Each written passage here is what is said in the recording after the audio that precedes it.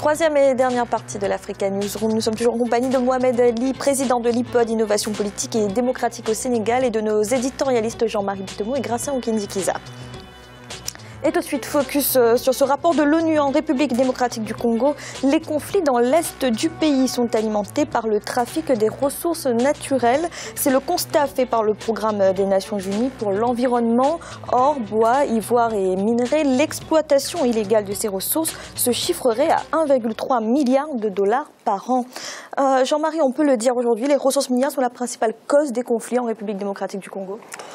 Je dirais, selon le rapport, si vous voulez, des Nations Unies là-dessus, Fanny, vous avez 40% des conflits du monde entier, si vous voulez, de ces 50 dernières années ici, qui sont liés à quoi? Est-ce qu'ils sont liés à l'accès aux ressources naturelles? Et ce qui se passe, comment dirais-je, en RDC, c'est vraiment un crime. Parce que la RDC, les ressources naturelles, grosso modo, ça procure, si vous voulez, 1,3 milliard de dollars par an. Et sur ces 1,3 milliard de dollars par an, là, c'est géré exclusivement par les groupes armés transnationaux qui sont basés principalement, comment dirais-je, en Ouganda, au Rwanda, au Burundi, ainsi de suite. Donc ces groupes-là, qu'est-ce qui se passe? Quand vous faites une analyse, vous allez au niveau interne de la RDC, les groupes armés qui sont en RDC ne touchent pratiquement rien. Sur ces, comment dirais-je, 1,3 milliard de dollars, là, vous avez quoi? Vous avez 98% qui reviennent aux groupes transnationaux, qui sont financés par la mafia internationale derrière. Donc ce qui fait qu'aujourd'hui, on se retrouve dans une situation où les ressources dont pourrait bénéficier, si vous voulez, l'État central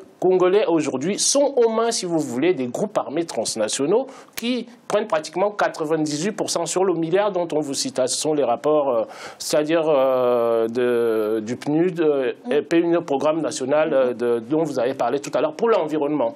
Donc, M. Ibrahim Tiaye, c'est-à-dire qui est le directeur adjoint de cette institution-là, il est c'est-à-dire clair là-dessus. Il dit que sur les 98%, sont les groupes transnationaux qui sont dans les pays voisins qui en profitent. Donc à partir de là, c'est vraiment une situation, c'est-à-dire le malheur de la République démocratique du Congo aujourd'hui vient de là, dans la mesure où on ne peut pas éradiquer, si vous voulez, on ne peut pas éradiquer un groupe, c'est pas possible. Donc à partir de là, c'est très difficile. Alors justement, Gracien, comment expliquer que ces groupes transnationaux s'accaparent ces richesses du sol congolais? D'abord, ce que je peux dire, c'est que par rapport à ce que vient de dire Jean-Marie, ce n'est pas vraiment la cause des conflits qui se trouvent dans la région des Grands Lacs. Disons, moi ce que je peux dire, c'est que c'est la source de financement de ces mouvements. Le fait que ces rébellions aient des financements, ces mouvements restent, se fortifient. Mais en soi, ce n'est pas la cause. La cause en soi, c'est la désorganisation de l'État d'abord congolais, qui ne peut pas, parce qu'il y a des pays qui sont riches comme, de cette façon, qui peuvent assurer la sécurité. C'est un pays qui est désorganisé au niveau administratif, au niveau aussi militaire, police. Donc, ce qui fait que chaque groupe vient, et souvent, ce qui se passe, c'est qu'il y a une grande collaboration. On parle des groupes des rebelles. Ce ne sont pas seulement les rebelles, ce sont les militaires, les généraux congolais qui en profitent parce qu'ils travaillent avec ces groupes.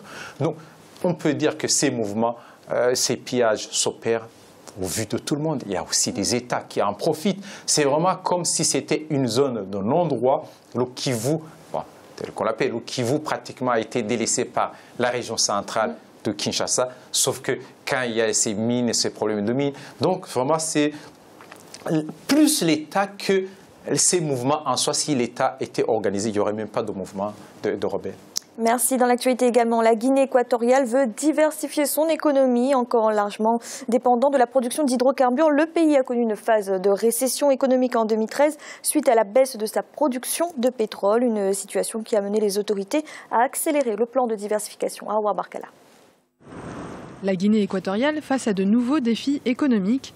Le pays traverse depuis 2013 une phase de récession économique suite à la baisse de ses recettes pétrolières. La chute du cours du pétrole ainsi que des gisements arrivant bientôt à maturité en sont la principale cause. L'État se tourne désormais vers une diversification de ses sources de revenus. Lorsqu'un État ne diversifie pas son économie et donc n'a pas différents leviers de ressources, il se retrouve dans une situation où il est totalement dépendant des marchés, et notamment dans le cas de la Guinée équatoriale, des marchés pétroliers. Il faut donc arriver pour la Guinée équatoriale à diversifier l'économie en utilisant les différentes ressources et les différentes potentialités de ce pays qui bénéficie d'une extraordinaire diversité. Soucieux de rendre la croissance inclusive, le gouvernement équato-guinéen a élaboré un plan national de développement économique et social visant à faire de la Guinée équatoriale une économie émergente en 2020.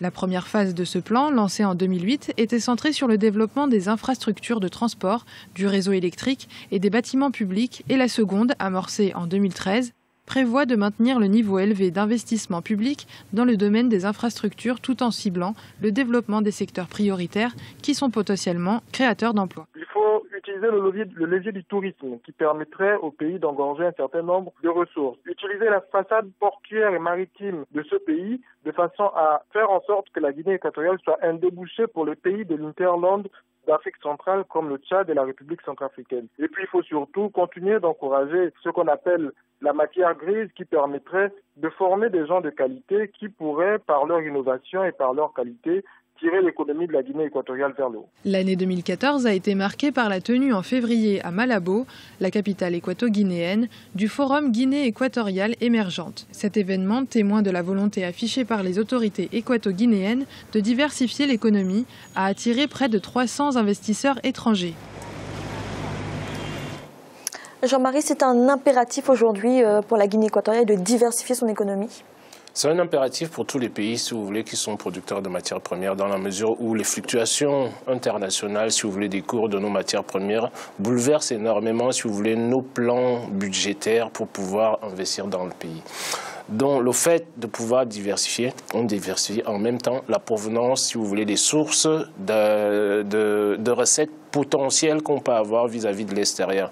Dès l'instant, on a vu ce qui s'est passé récemment, la chute du prix du pétrole a entraîné, si vous voulez, une réduction drastique des budgets publics, c'est-à-dire de toutes les économies africaines.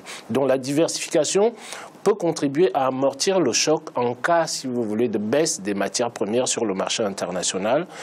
Cette diversification fait en sorte que ça réduit en fait la dépendance sur la mono-industrie, la mono-industrie que nous avons chez nous, ou la monoproduction des produits, c'est-à-dire pouvoir tout poser sur un seul produit. La diversification permet d'amortir les chocs extérieurs vis-à-vis, si vous voulez, des recettes externes qui sont attendues par chacune des économies. Donc c'est un impératif pour toutes les économies africaines aujourd'hui.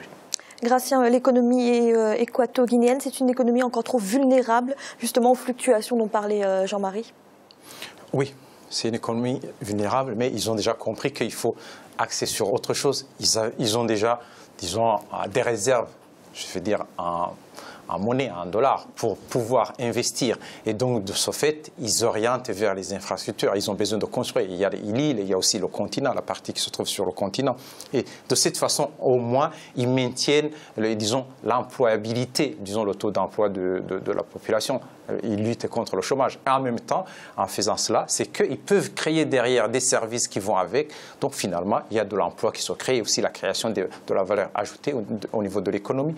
Et on peut espérer que ce pays-là, qui en avance au niveau, disons, de ce changement, de sortir de tout pétrole, pourrait, disons, créer des services pour essayer de servir les pays africains qui sont autour de ce pays, notamment que ce soit le Cameroun, le Gabon ou autres. Et pourquoi pas, par exemple, produire. On peut s'imaginer qu'un pays africain commence à produire des ordinateurs moins chers qui pourraient inonder l'Afrique plutôt que d'avoir des ordinateurs qui viennent de la Chine. Ça pourrait être une plus-value de ce pays et en même temps s'ouvrir aux autres pays voisins. Et tout de suite, notre chiffre du jour, les investisseurs étrangers ont injecté 545 millions de dollars dans l'économie du Zimbabwe en 2014. Ce chiffre s'inscrit en hausse de 36% par rapport à 2013. Le gros des investissements a été absorbé par les secteurs des mines, des transports et des services. Le gouvernement estime que 2015 devrait connaître la même performance. Jean-Marie, quand on connaît le manque de cadres incitatifs au Zimbabwe pour les investissements étrangers, est-ce que ce n'est pas un résultat surprenant? Ce n'est pas un résultat surprenant, tout simplement. Pourquoi? Parce que jusque-là, si vous voulez, quand on a présenté le conflit au Zimbabwe, on a toujours mis l'accent sur quoi? Sur le secteur agraire, c'est-à-dire la répartition des terres et tout ce qui s'ensuit, en oubliant que le pays avait d'autres potentialités. Ces potentialités-là ont été oubliées pendant toute cette période-là, dans la mesure où la communauté internationale en a voulu aussi au président zimbabwéen zimbabwéens, le fait d'avoir, comment dirais, des expropriations de la communauté blanche d'Afrique du Sud, du Zimbabwe. Donc à partir de là, qu'est-ce qui s'est passé? On a oublié ce qui se passait à côté. Donc il y a eu une espèce de boycott international concernant, si vous voulez, l'économie zimbabwéenne. Mais vous savez, les investissements vont là il y a la meilleure rentabilité. Donc dès cet instant-là, on se rend compte que le sous-sol zimbabwéen peut donner un retour sur investissement aux investisseurs étrangers. Qu'est-ce qu'ils vont faire? Ils vont y aller investir parce que le retour sur investissement est assuré tout simplement. Donc à partir de là, ce n'est pas un chiffre qui est étonnant pour moi. Ce sont les ressources minières qui attirent justement ces investissements étrangers. Oui, il y a les ressources minières. Il y avait toujours les ressources minières. Il y a un élément nouveau au Zimbabwe qu'il faut vraiment noter, c'est que le Zimbabwe, avec l'hyperinflation qu'ils avaient, ils ont abandonné pratiquement leur monnaie. La monnaie, le dollar zimbabwéen n'existait plus. Il y a maintenant, au Zimbabwe, on utilise le dollar américain. Donc finalement, on a confiance maintenant. Quand on investit au Zimbabwe, on a confiance au dollar des Américains, pas des Zimbabwéens. Donc c'est aussi un avantage de ce côté-là. On peut dire aussi que, disons, le Zimbabwe, avec même les mines et le diamant, ils peuvent maintenant exporter les diamants au niveau de l'Europe. Donc c'est une certaine ouverture. Dernier point, c'est qu'au Zimbabwe, les investisseurs sont surtout des Chinois qui viennent investir, qui n'ont rien à faire avec la politique et la bonne gouvernance ou autre. Ils apportent l'argent, ils gagnent de l'argent au Zimbabwe. Quant à la démocratie, ce n'est pas leur problème. Mohamed, peut-être une réaction par rapport à... Une réaction parce que nous avons produit un très bon papier sur les investissements directs étrangers et votre première question m'a beaucoup fait sourire, vous avez parfaitement raison. Ce chiffre, il est quand même gênant, embêtant parce que nous défendons sur tout le continent qu'on est récipiendaire d'IDE dans la mesure où on a une très bonne gouvernance et un système démocratique. Et juste un dernier point, c'est la monnaie. Aujourd'hui, le sujet qui attise le plus en Afrique de l'Ouest, dans les pays francophones, c'est l'arrimage du franc sur la monnaie française. Aujourd'hui, on pense que c'est de la souveraineté nationale. Nous voyons coordination d'un Robert Mugabe qui sait vendre son pays et attire des IDE sur une monnaie qui n'est pas une monnaie du Zimbabwe, comme quoi qu'il ne faut pas se faire de religion sur des choses et qu'il faut être dans le pragmatisme et appeler donc des investissements et un développement serein pour nos pays. Merci, c'est à présent la fin de cette émission et de cette semaine consacrée à l'industrialisation du continent. La semaine prochaine sera consacrée à l'économie des mines et du pétrole. Mohamed Ly, merci d'avoir été là. Merci Fanny, merci aux téléspectateurs. Jean-Marie, merci également. Merci Fanny, bonsoir à tous. Et Gratien, merci. Merci Fanny, bonsoir à tous. Et merci à vous de nous avoir suivis. À bientôt dans l'Africa Newsroom.